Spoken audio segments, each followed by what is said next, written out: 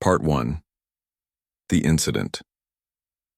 Maya was the kind of student every teacher secretly wished they had more of in their classroom. She wasn't just book smart, she had this spark, a mix of curiosity, determination, and a heart that refused to stay silent when things weren't fair. At Lincoln High, Maya stood out not because she tried to, but because her energy was contagious. Whether it was leading debates in class or organizing events after school, she always seemed to be at the center of something meaningful. This year, Maya had taken on a big project, organizing the school's first ever multicultural fair. It wasn't just about putting up stalls with food from different cultures or playing music from around the world. For Maya, it was personal. Growing up as one of the few students of color in her grade, she'd often felt like an outsider looking in. This fair was her way of saying, "Hey, we're all part of this place and our differences make us stronger." The event went off beautifully. Students laughed, shared stories, and even learned a thing or two about each other's backgrounds. But not everyone was thrilled. Principal Grayson, who had been running Lincoln High for over 2 decades, didn't seem to share the same enthusiasm. He was old school, the type of guy who believed schools should stick to academics and leave everything else alone. When Maya approached him before the fair to ask for his support, he gave her a tight smile and said, "Let's hope this doesn't distract anyone from their studies." Fast forward a few weeks, and tensions were brewing between Maya and Principal Grayson. During a school assembly on diversity and inclusion, things finally came to a head. A guest speaker had been invited to talk about racial equity, and while most of the students listened intently, Principal Grayson sat stiffly in the back row, arms crossed. When the speaker mentioned how certain policies could unintentionally disadvantage minority students, Maya noticed the principal shift uncomfortably in his seat. After the presentation, Maya decided to speak up. Standing behind the mic, she turned to Principal Grayson and asked, "Sir, do you think some of the rules here might be unfair to students who come from different backgrounds?" Her tone was respectful, but her question carried weight. The room fell silent as everyone waited for his response. Principal Grayson hesitated for a moment, then cleared his throat. "We run a disciplined institution," he said firmly. "Rules apply equally to everyone. If someone feels disadvantaged, perhaps they need to work harder to meet expectations." His words hit hard for Maya and many others in the room. They weren't just dismissive, they felt like a slap in the face. After the assembly ended, Maya couldn't shake off what had happened. Frustrated, she posted about the incident on social media, sharing her thoughts about the principal's attitude and calling out the lack of understanding toward minority students.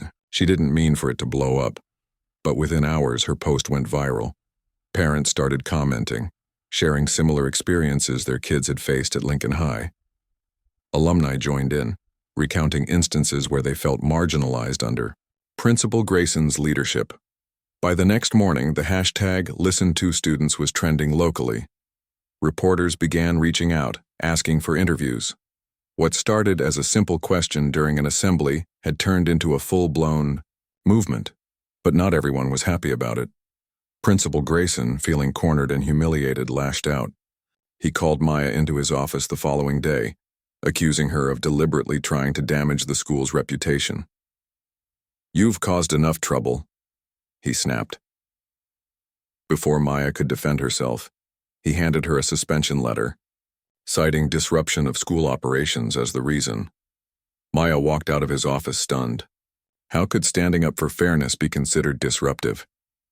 As word of her suspension spread through the school, disbelief rippled through the hallways. Friends gathered around her, offering support. One classmate summed it up perfectly. "This isn't about you anymore, Maya. It's about whether we let people silence us when we speak the truth."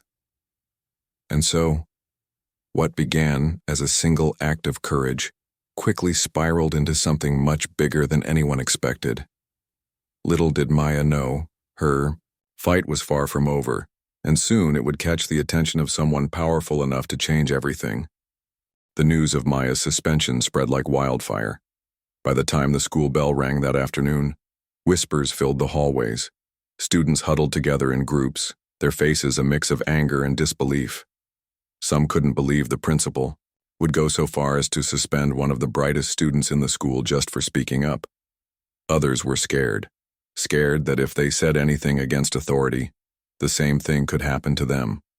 But amidst all the fear and frustration, something else began to take shape, a spark of rebellion. That evening, Maya's phone buzzed nonstop. Messages flooded in from classmates, friends, and even people she barely knew. "This isn't right," one text read. "What can we do to help?"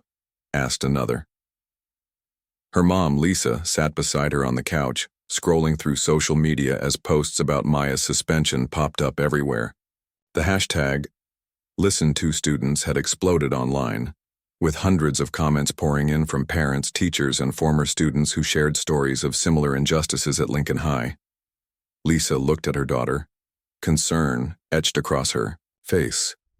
"We're not letting this slide," she said firmly. "No one gets away with silencing you for standing up for what's right." Together, they drafted a formal complaint to the school board, outlining how the suspension was unfair and likely motivated by bias. But when they submitted it, the response was underwhelming. A generic email arrived days later saying the matter would be reviewed in due course. It felt like a brush-off, a way to delay action without actually addressing the issue. Meanwhile, outside the walls of Lincoln High, the community rallied behind Maya. Parents organized meetings at a local library to discuss what had happened. Teachers whispered among themselves during lunch breaks, some admitting they'd noticed Principal Grayson's dismissive attitude toward minority students for years but never dared to speak out. Even alumni joined the conversation, sharing memories of how they'd been treated unfairly under his leadership. Slowly but surely, the quiet murmurs turned into loud voices demanding change. One Friday afternoon, a group of students decided to take matters into their own hands. They gathered in the park near the school, brainstorming ways to show support for Maya and draw attention to the larger issues at play. Someone suggested organizing a protest outside Lincoln High. Another proposed starting a petition to demand accountability from the school administration. Maya listened quietly as ideas bounced around, feeling both overwhelmed and grateful for the outpouring of solidarity. By Monday morning, the plan was set. Dozens of students showed up at school wearing black t-shirts with bold white letters that spelled out "and listen to students gay." They held signs that read, "Fairness Matters" and "Stand with Maya." As Principal Grayson walked through the gates, he stopped in his tracks, visibly taken aback by the sight. Cameras clicked furiously as reporters from local news stations covered the scene. The protest made headlines that evening, shining a spotlight on the growing unrest within the school community. As the days passed, the movement gained momentum. Maya worked tirelessly alongside her peers, helping draft statements, speaking to journalists, and encouraging others to keep pushing forward. She started a petition online, urging the school district to investigate Principal Grayson's behavior and implement reforms to prevent discrimination. Within 48 hours, thousands of signatures poured in, not just from people in town but from supporters across the state. Civil rights organizations reached out, offering guidance and resources. Even national figures chimed in, praising Maya's bravery and calling for systemic change. But despite the groundswell of support, Maya couldn't shake off the weight of everything happening around her. Late one night, as she lay awake staring at the ceiling, doubt crept in. What if none of this worked? What if the school board ignored them and nothing changed? She rolled over, grabbing her phone to scroll through the latest updates. That's when she saw it, a comment from someone she didn't recognize. "Keep going," it read. "Your courage is inspiring us all." Those 4 simple words hit her like a wave, washing away some of the heaviness she'd been carrying. She realized that whether or not they succeeded in getting justice immediately, the fact that so many people cared, that they were willing to stand up and fight alongside her, meant something. This wasn't just about her anymore. It was about proving that young voices mattered. It was about showing that fairness wasn't negotiable. The next day, the protests grew bigger. More parents joined in, holding banners and chanting slogans. Teachers wore buttons supporting the cause. Even some members of the city council attended, promising to push for an investigation. The pressure mounted on the school district, forcing them to acknowledge the situation publicly.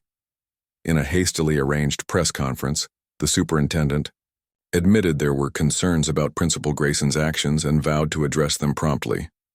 Despite these small victories, Maya knew the road ahead wouldn't be easy. The school board still hadn't reversed her suspension, and Principal Grayson remained defiant, refusing to back down. But every time she felt discouraged, she reminded herself of why she'd started this journey in the first place. It wasn't just about her. It was about creating a better future for everyone who came after her.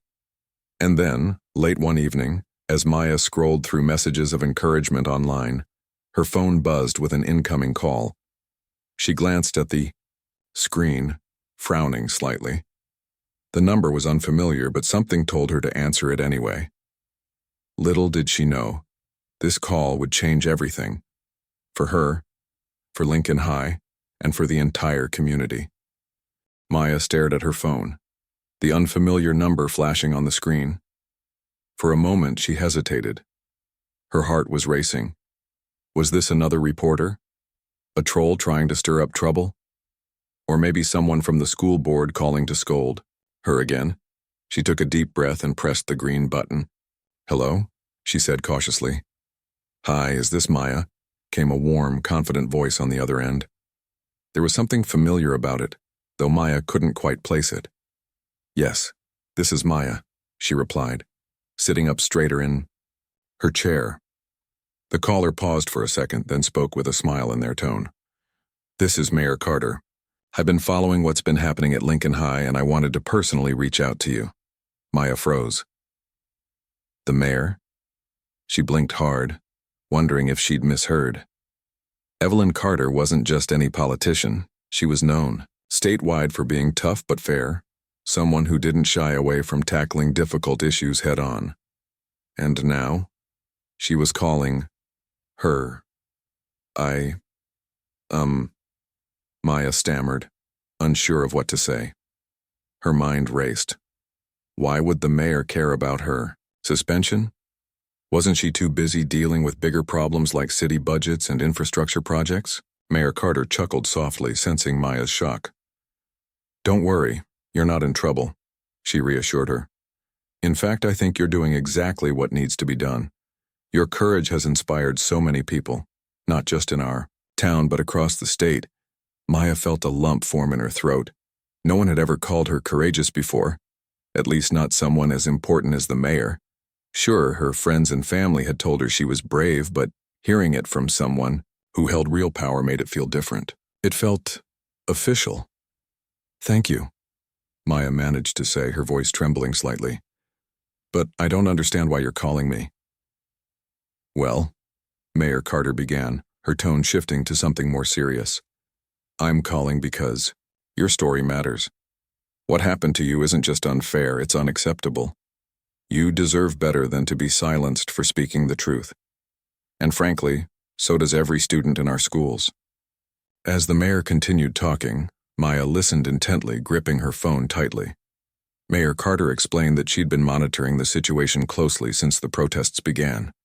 She'd read the articles, seen the petitions, and heard from concerned citizens who were outraged by how the school district was handling things. The movement Maya had unintentionally sparked had caught her attention, not just because it exposed flaws in the system, but because it showed the potential for real change. "You've become a symbol of hope for a lot of people," Mayor Carter said earnestly. "Parents are telling me they want their kids to grow up in a world where speaking up doesn't come with punishment. Teachers are saying they want to work in environments where fairness is prioritized over ego. And students like you are proving that young voices can drive progress.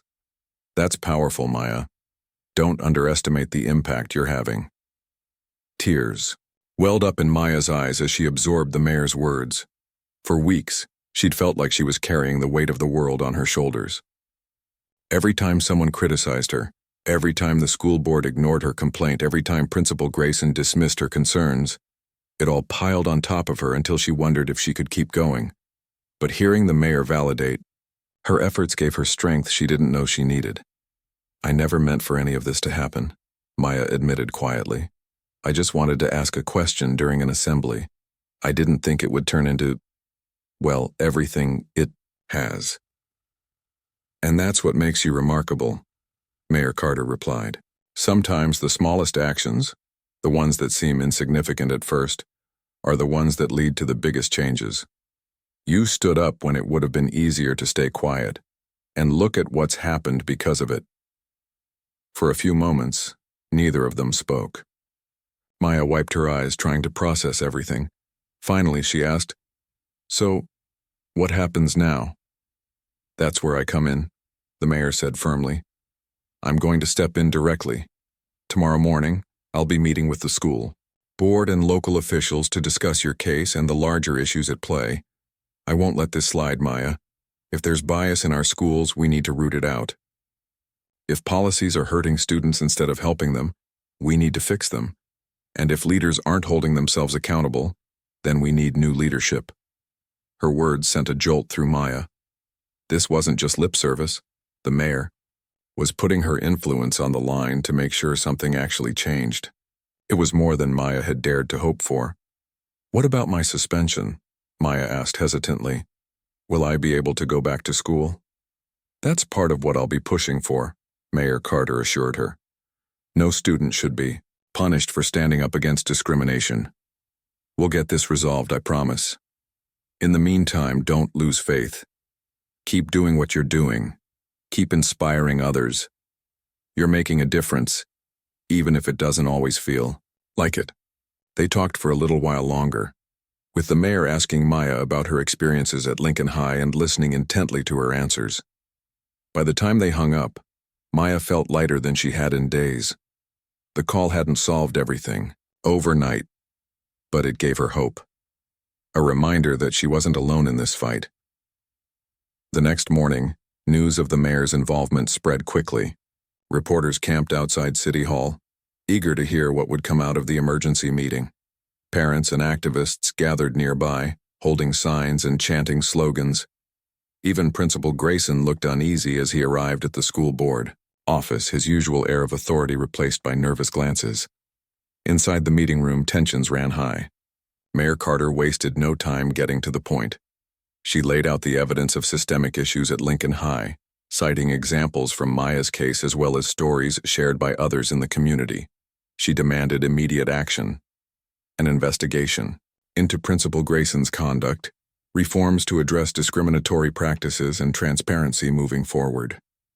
At first, some members of the school board tried to push back, insisting that suspending Maya had been justified, but Mayor Carter wouldn't budge. With calm determination, she reminded them that public trust was at stake, and that ignoring these problems would only make things worse. By the end of the meeting, several key decisions had been made. Principal Grayson was placed on administrative leave pending the outcome of the investigation. The school board agreed to review its disciplinary policies and implement anti-bias training for staff. Most importantly, Maya's suspension was lifted and her record was cleared. When the verdict was announced later that day, cheers erupted outside the school board building. Maya stood among the crowd, surrounded by friends, family, and supporters. Tears streamed down her face, not just because she'd won her battle, but because she realized how much farther the ripple effects of her courage could go. As cameras flashed and reporters shouted questions, Maya thought back to the mayor's words. Sometimes the smallest actions are the ones that lead to the biggest changes. Maybe she hadn't set out to start a revolution, but here she was, standing at the center of one. And for the first time in weeks, she allowed herself to believe that things could truly get better, not just for her, but for everyone. The days following the school board meeting felt surreal for Maya. It was like watching a storm finally break after weeks of dark clouds looming overhead. The news that Principal Grayson had been placed on administrative leave spread quickly, and while some students celebrated quietly, others were cautious, unsure if this was just a temporary fix or the start of real change. For Maya, though, it wasn't just about one man being held accountable. This was about proving that fairness mattered, that speaking up could lead to action, and that no one should have to face discrimination in a place meant to nurture growth. As promised, The school district rolled out a series of reforms aimed at addressing the issues Maya's suspension had brought to light. Anti-bias training became mandatory for all staff members, from teachers to cafeteria workers. A new policy was introduced, requiring investigations into any complaints of discrimination before disciplinary action could be taken against a student. Most importantly, a student advisory council was formed, a group of students chosen by their peers to represent their voices directly to the administration. Maya was invited to serve as its first chairperson, an honor she accepted with equal parts excitement and responsibility. But even as these changes took shape, Maya knew there would still be resistance.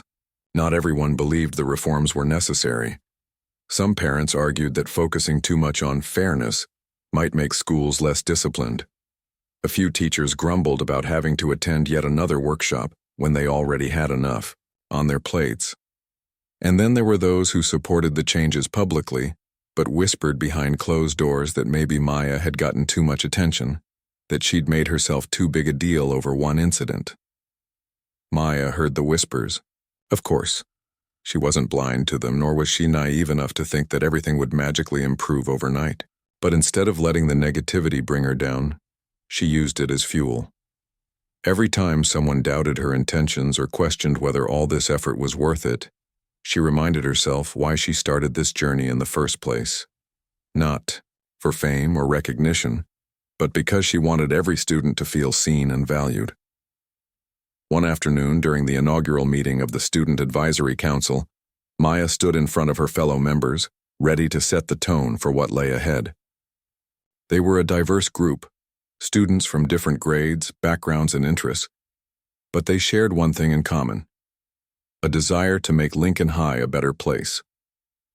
As she looked around the room, Maya felt a surge of pride. These weren't just classmates.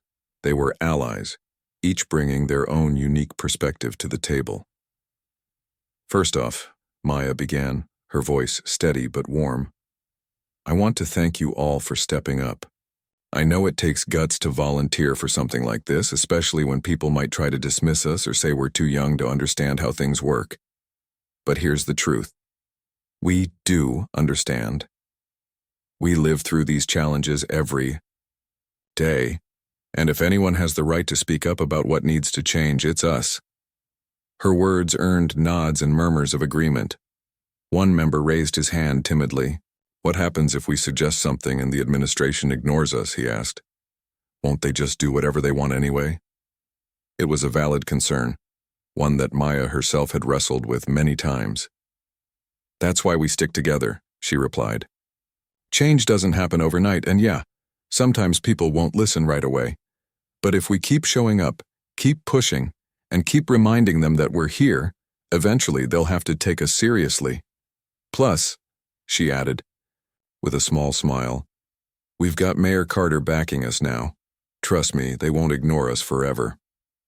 Over the next few months, the council worked tirelessly to address the concerns students had raised. They organized focus groups to gather feedback, met regularly with administrators to discuss potential solutions, and even launched a campaign to educate the broader community about the importance of inclusivity. Their efforts paid off in ways Maya hadn't anticipated.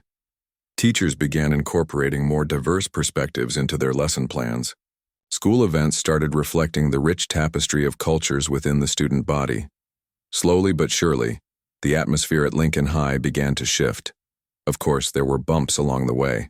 At one point, a proposal to rename certain school traditions deemed exclusionary sparked heated debates among parents and alumni. Some accused the council of trying to erase history, while others praised them for acknowledging the harm caused by outdated practices. Through it all, Maya stayed calm, reminding everyone, including herself, that progress often came with discomfort. If we're not challenging the status quo, she told the council during a particularly tough week, then we're not really making progress.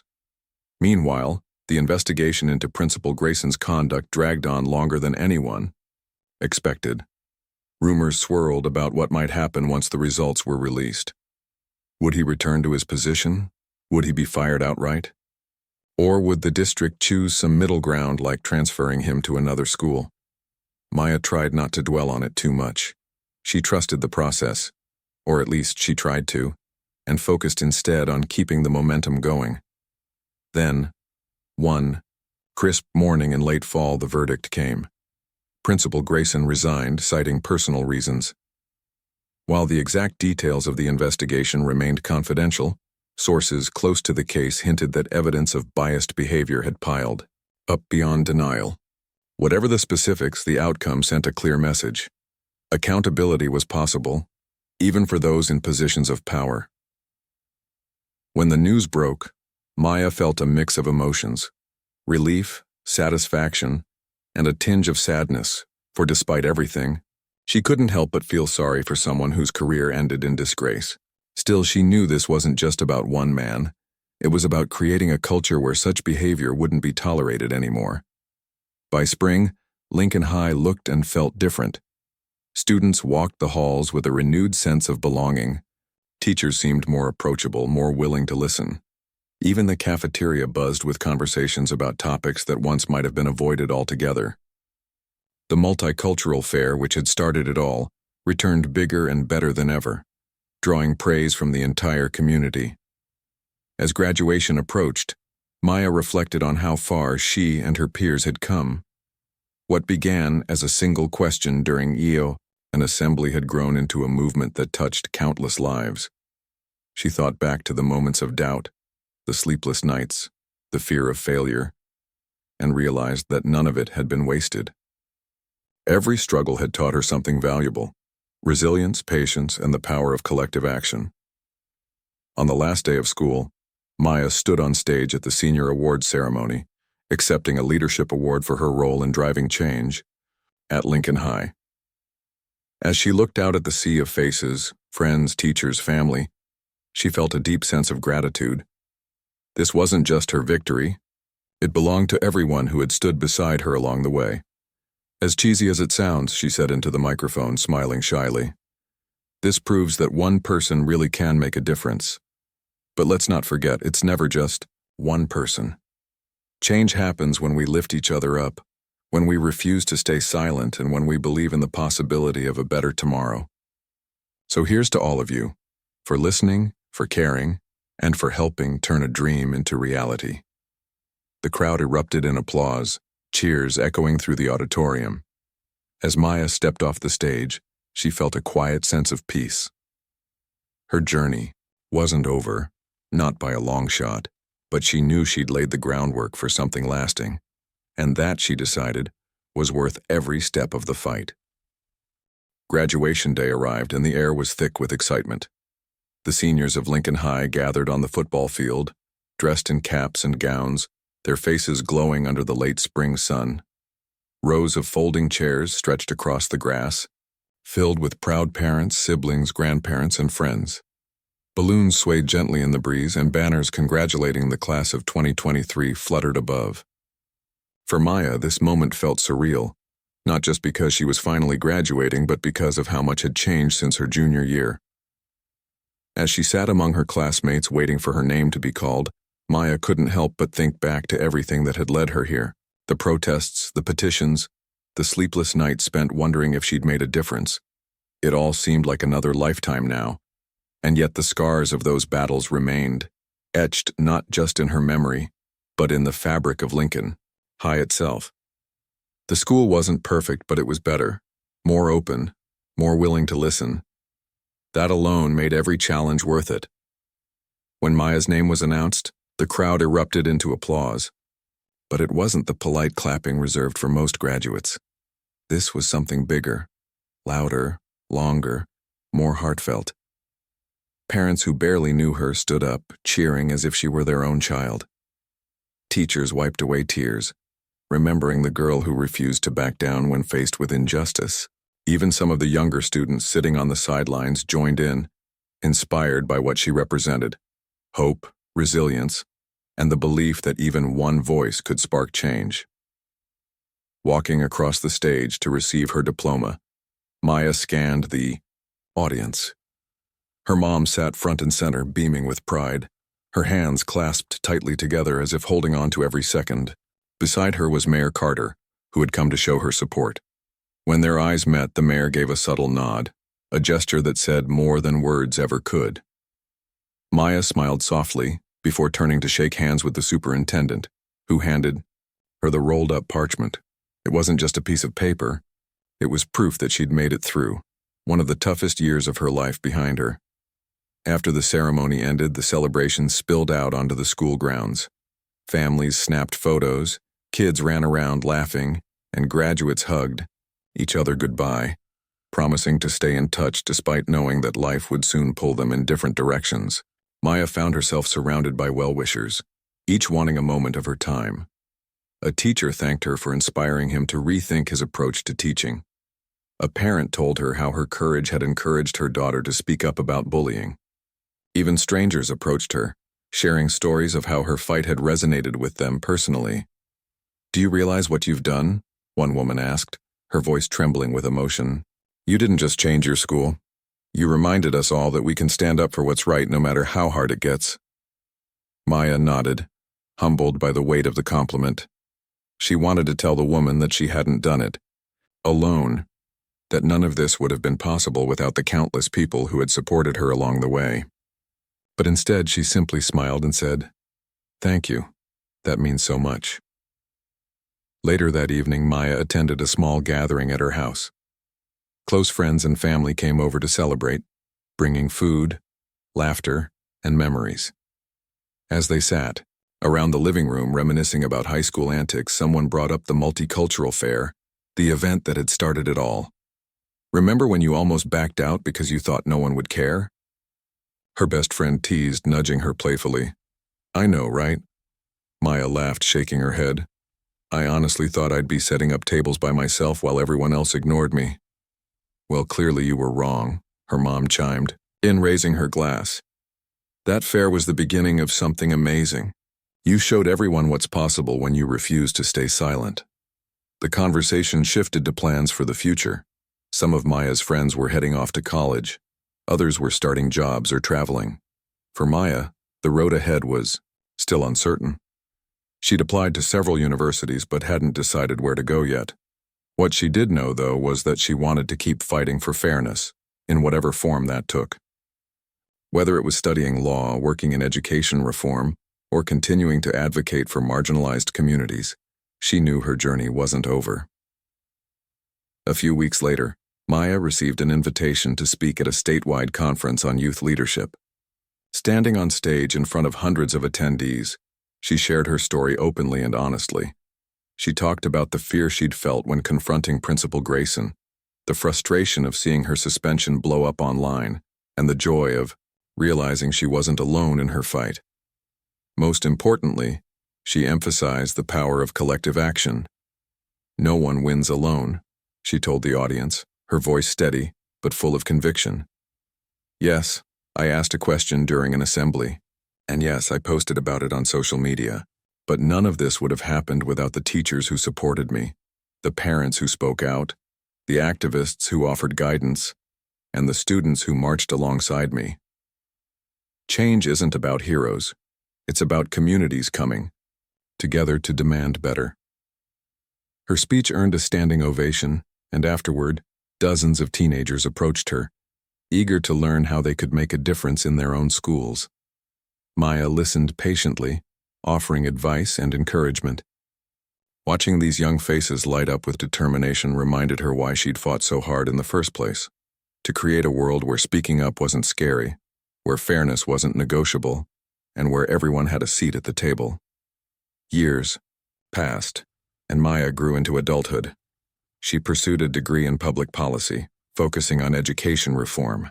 Along the way, she continued advocating for equity, whether it was testifying at legislative hearings or mentoring students facing similar struggles.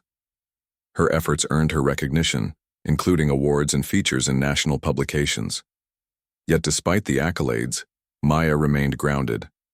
She never forgot where she came from, or the lessons she'd learned along the way. One afternoon, while visiting Lincoln High for a reunion, Maya walked through the familiar hallways, marveling at how much had changed. The walls were adorned with murals celebrating diversity, painted by students during art classes. Posters promoting inclusivity hung in every classroom. Even the cafeteria menus reflected the cultural richness of the student body. It was a far cry from the school she'd once known. As she stepped outside, she noticed a plaque near the entrance, a new addition she hadn't seen before. Etched into the metal were the words, "Dedicated to Maya Thompson, whose courage inspired a movement toward fairness, inclusion, and justice." Tears welled up in her eyes as she traced the letters with her fingertips.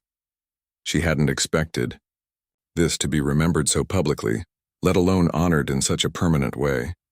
But as she stood there, surrounded by the echoes of laughter and chatter from current students, she realized that legacy wasn't about monuments or plaques. It was about impact, about creating spaces where future generations could thrive without having to fight the same battles over and over again. That night, as Maya drove home, she thought about all the twists and turns her life had taken since that fateful assembly. She thought about the challenges she'd faced, the victories she'd celebrated, and the people who had stood beside her every step of the way. And she thought about the countless others who would follow in her footsteps, carrying the torch forward. She smiled to herself, feeling a quiet sense of peace. Her journey wasn't perfect, nor was it easy, but it was hers, and it had made a difference. Sometimes, she mused, all it takes is one person to ask a question, to speak up, to believe in the possibility of change. Because when one person stands tall, others rise with them, and together they build a brighter future, for themselves, for their communities, and for the world.